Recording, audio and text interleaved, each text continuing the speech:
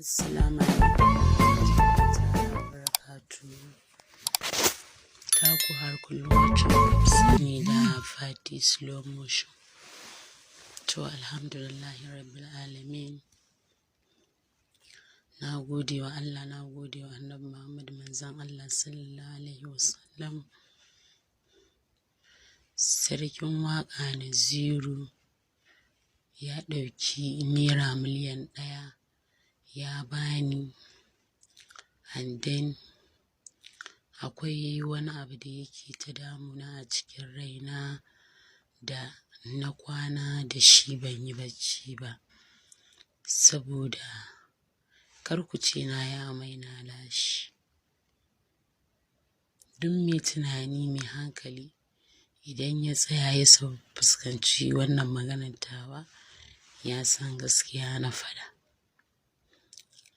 Yau kai wa mutum sharrin zina, idan kuka zo ranar gobe kiyama kuka tsaya, to ina yarin ita wannan da ka ce ka yi zinan da ita, ina take? Abin nan ya yi matuƙar tayar min da hankali,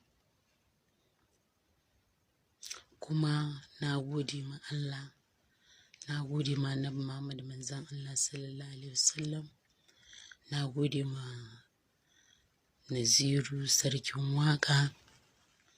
Naziru sarkin waƙa ya bani jari, so for example ma ga wa'innan yanzu akwai atamfofi kamar irin ma wa'inda kuka gani yanzu a jikina, akwai atamfofi ragowar gaba ɗaya ma su suna ɗakin mamana.